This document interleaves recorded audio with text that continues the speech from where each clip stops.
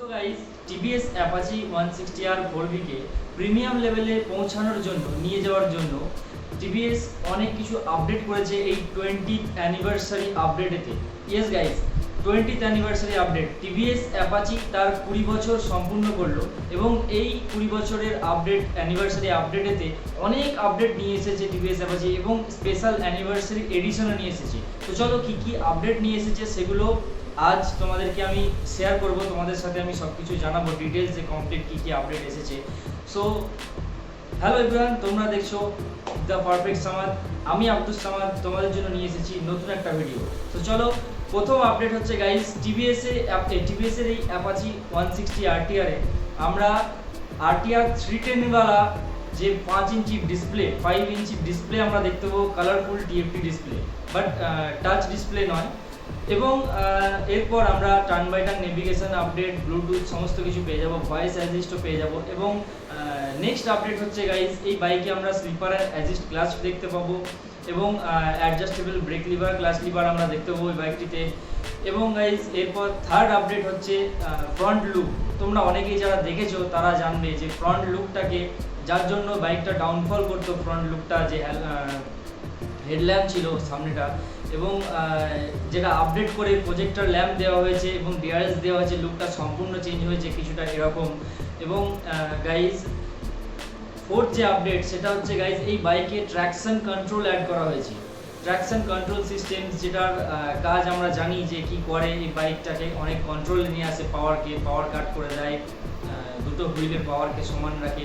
So এই update দেওয়া হয়েছে, যদিও এই 160cc সেগমেন্টেতে দরকার ছিল না, তবুও দেওয়া হয়েছে। এবং 4 ভালভ ইঞ্জিন, যেহেতু অনেক টর্ক, অনেক পাওয়ার এই বাইক প্রডিউস করে, সো খুব খারাপ না জিনিসটা, এবং অনেক প্রিমিয়াম ফিচার্স আমরা পেয়ে যাচ্ছি এই বাইকটাতে। নেক্সট আপডেট হচ্ছে guys, new attractive colours. So অ্যাপাচির যে ওল্ড কালারগুলো ছিল সেগুলো খুব একটা অ্যাট্রাকটিভ ছিল না, তোমরা জানো, এর জন্য বাইকটা অনেকটা ডাউন হতো। সো এবার অ্যাপাচি অনেক প্রিমিয়াম কালার নিয়েছে, বিশেষ করে যে ব্লু কালারটা, যেটা আছে লাইট ব্লু কালার, ওটা অনেকেরই পছন্দ হয়েছে। এবং স্পেশালি যে অ্যানিভার্সারি এডিশনের কালারটা, অনেক কালারের কম্বিনেশন আছে। সো তোমরা দেখতেই পাচ্ছ, এই যে ব্রেক ক্যালিপার লাল করা আছে, হুইলসের অ্যালয়েতে কালার দেওয়া আছে, মাল্টি কালার দেওয়া আছে, এবং নানা রকম স্টিকার করা আছে ব্ল্যাক কালারের সাথে। ব্ল্যাক সবার পছন্দের কালার হয়, এটা তোমরা অবশ্যই মানবে, আমার সাথে একমত হবে আশা করি। সো এই ছিল কিছু মেন আপডেট। এবং এছাড়াও এর সাথে সাথে টার্ন ইন্ডিকেটার্স এলইডি দেওয়া হয়েছে। এবং গাইজ এই বাইকটিতে টায়ার হ্যাগার অ্যাড করা হয়েছে পিছনে, এবং এই বাইকে আমরা রেডিয়াল টায়ার দেখতে পাবো। সাথে সাথে গাইজ এই বাইকটিতে ইঞ্জিনকে আরও আপগ্রেড করা হয়েছে এবং স্মুথার রাইড আমরা এই বাইকটিতে দেখতে পাবো। সো এই ছিল কিছু আপডেট, কিছু মানে টোটাল আপডেট যেটা এই বাইকে এসেছে এই 20th অ্যানিভার্সারির সাথে সাথে। আমরা যে সমস্ত আপডেটগুলো এই বাইকে দেখতে পাচ্ছি সেগুলো এই, তবে কিছু জিনিস যেটা আমাকে ডিসঅ্যাপয়েন্ট করেছে, তার মধ্যে মেইন যে দুটো পয়েন্ট সেটা আমি শেয়ার করছি। এক হচ্ছে, আমরা এই বাইকের শুধুমাত্র অ্যানিভার্সারি এডিশনটাতে USB চার্জিং পোর্ট দেখতে পাবো, যেটা আর কোনো মডেলগুলোতে আমরা দেখতে পাবো না, আর কোনো ভ্যারিয়েন্টে আমরা দেখতে পাবো না।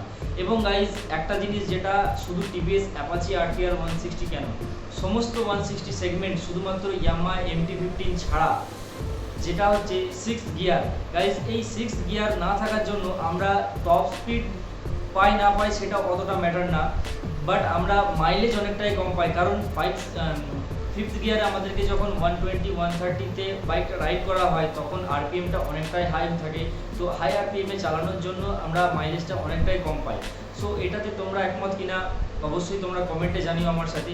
সো ভিডিওটা আর লম্বা করছি না, ভিডিওটা এখানে শেষ করছি। সো ফিরে আসবো নতুন একটা ভিডিও নিয়ে। তবে যারা এই ভিডিওটা দেখছো, তারা যদি ভালো লেগে থাকে ভিডিওটা, অবশ্যই ভিডিওতে একটা লাইক দেবে এবং চ্যানেলটা সাবস্ক্রাইব করতে ভুলবে না। সো আজকের মতো এখানে শেষ করছি, বাই বাই।